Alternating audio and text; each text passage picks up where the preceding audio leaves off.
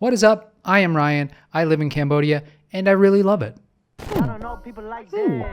Interesting. Cambodia has and always will have a special place in my heart. I think it's in somewhere between the left ventricle and the left atrium, just right in there somewhere. The first thing that comes to mind when talking about why I love Cambodia is the people. I find them very friendly, very upbeat, and it's kind of surprising considering what the country has gone through. Of course, I am talking about the Cambodian genocide that occurred when the Khmer Rouge ruled the country from 1975 to 1979.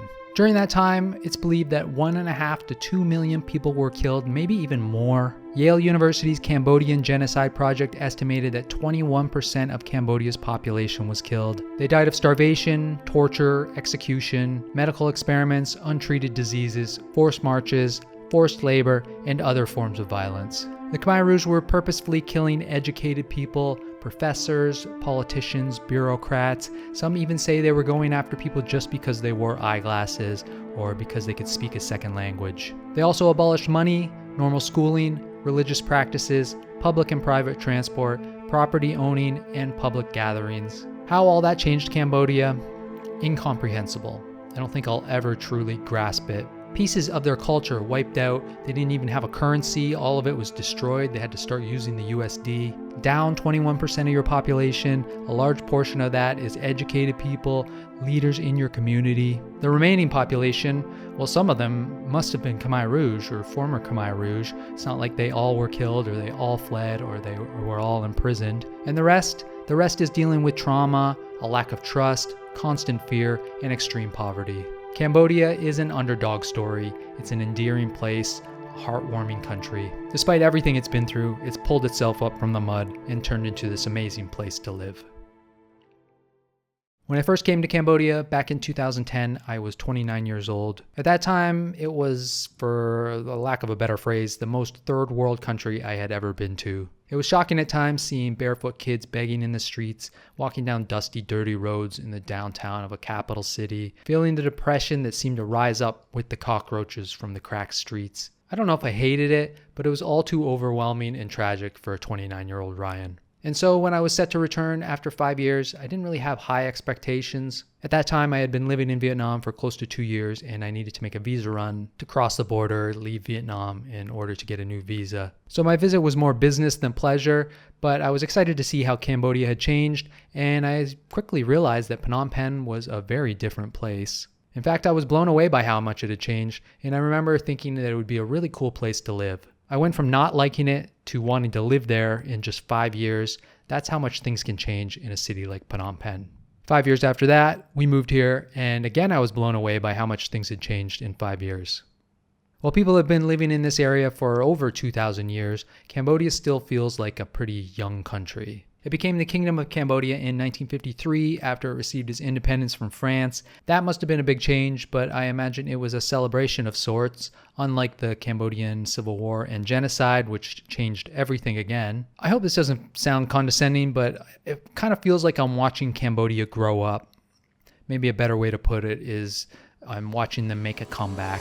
Skyscrapers are going up all over the city. The country just recently got its first highway, an expressway from Phnom Penh to Sihanoukville. Phnom Penh is beginning to construct the city's first bridge across the Mekong, a move that will completely change the city. The new Phnom Penh International Airport is almost completed. The new airport in Siem Reap is flourishing with 2,700 passengers using it per day. UK-based firm FDI Intelligence recently ranked Cambodia as the best emerging market worldwide for foreign investment in 2024. Cambodia's GDP has been growing at a rate of around 5% per year for the past couple years, and it's expected to go up to 6% this year. Not only has business come back, but so have the arts. Van Da is the biggest musical artist to ever come out of Cambodia now. He was on the 30 Under 30 Asia list. He was named the 6th best rapper to come out of Asia. In just 1 month, his new single has had over 8 million views on YouTube. If I go to the Khmer Times right now, I will do this, I bet you there is something new in the works being reported about.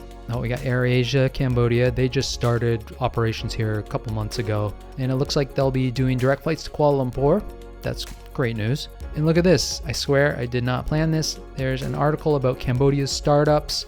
177 startups, mostly software and e-commerce, but also working on agricultural problems. And all that leads to what this video is really about: how cool it is to live in a country like Cambodia, a country that's so alive and growing so quickly, and a country that's been through so much. I think the longer you live here, the more you understand the atrocities that Cambodia went through, and the more you respect how the country is rising up from it. I said time to ride. And of course, not all the decisions you're going to agree with. I don't really want to see more cars on the road in Phnom Penh, but I still have to tip my hat when I find out things like car manufacturing is growing in Cambodia, and Cambodia will start producing their first car brand likely this year.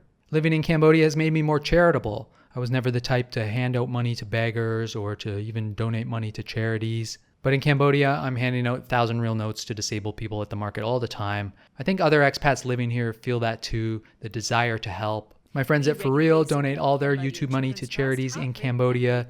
Even the local pub quiz that I go to, they don't offer a cash prize. The money goes to charity, and the prize for the winning team is that you get to choose the next charity that the next pub quiz goes to. It's nice, and I don't miss that money because I never win, so I would never even get the opportunity to get that money.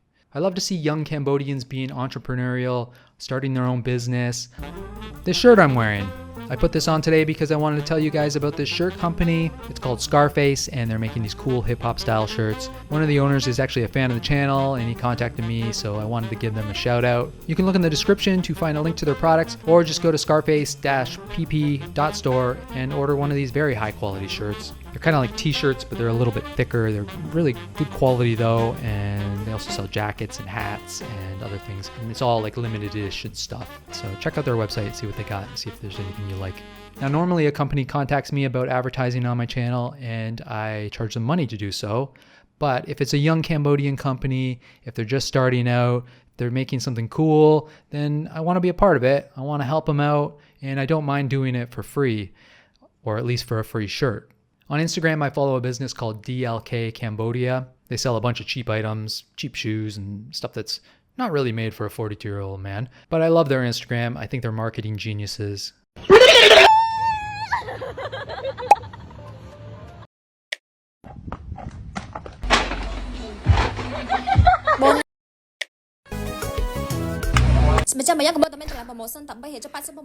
That's so good. I have to suspect these girls are killing it. They're doing quite well. They have 220,000 followers on Instagram. They're beating companies like Starbucks in Cambodia when it comes to Instagram followers. That's pretty good for a store that sells knockoff shoes and fanny packs, which seems like a pretty Cambodian thing to do. But seeing homegrown, Cambodian-grown businesses flourish like this, especially when they're owned by young people, it just makes you excited for Cambodia's future. If you live here long enough, you kind of get the sense that Cambodia is your little brother, your little bong.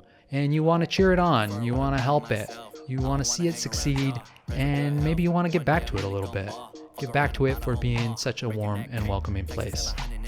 That's it for me. Take care, comb your hair, I'm out. Don't match up, no love, I just fade when I hit the jack.